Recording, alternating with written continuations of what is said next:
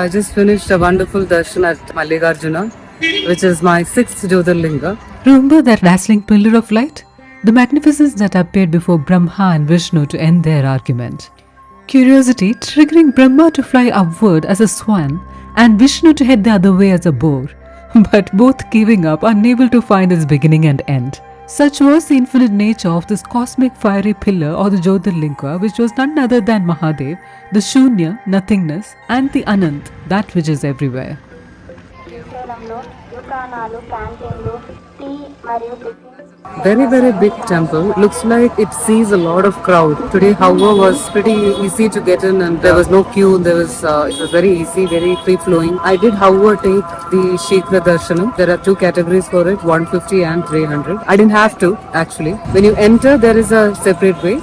But after that, it's all together. Lot of lingas inside, like Chandralinga, Mokshalinga, and there's quite a lot. I couldn't obviously remember everything and I couldn't record anything as well.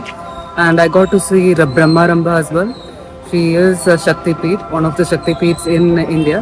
So this is the only Jyotirlinga where both the Jyotirlinga temple, where both the Jyotirlinga and the Shakti Peeth are next to each other. I got to sit there and chant a little bit. There is a sound and light show at 7:30, so that's something to think about if you're interested. I'm however stuck with a problem. I don't have a room here.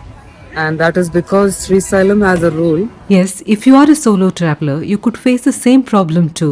Watch all about it in part 1 of this series. My next morning started off with one more darshan at the temple before I set off to explore Srisailam.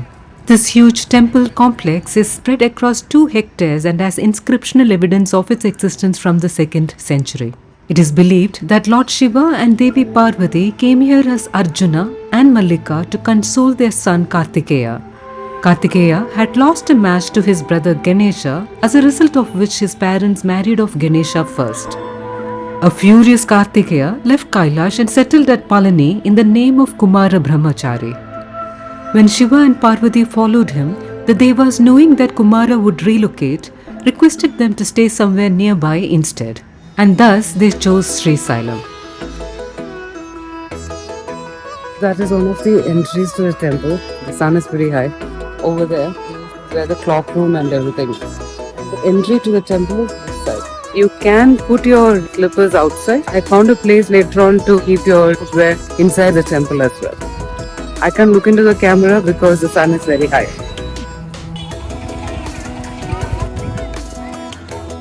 So these are the amounts to pay. Shikra Darshan, Adi Shikra Darshan. And there's also a Sparsha Darshanam. That's available only in the mornings and I think not available at every point in time. You may need to wait a little bit for that. I got out in half an hour. You can get coconuts. Right across is where you get flowers and all those things. Once you get in through this free Darshanam line, it's like a maze. It is really like a maze. There are people serving prasad and all that, which I didn't see yesterday. Today morning I saw that, but toilet boards are there.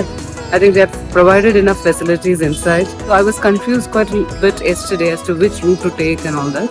Today I knew exactly where to go. Free darshan, just got in. You saw the crowd. There is a little bit, not too much. Inside, once we go in, the first darshan is that of Nandi, a massive Nandi made of stone. And I was for a moment reminded of the Nandi in front of Dhyanalinga.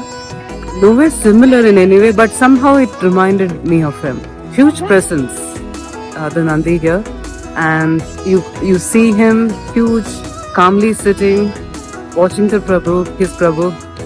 And then we get to see Mallikarjuna.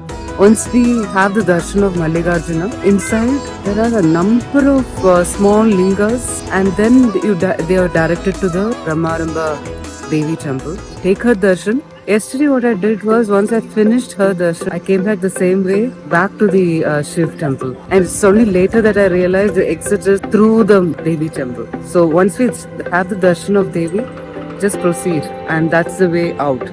Some brilliant carvings. One that stood out for me was goddesses sitting on almost pouncing, fierce looking animals.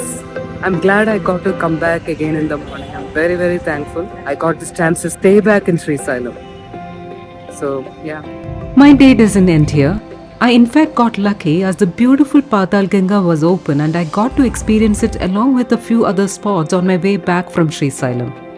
Do join me in my explorations and consider subscribing to my channel. See you all in a few days.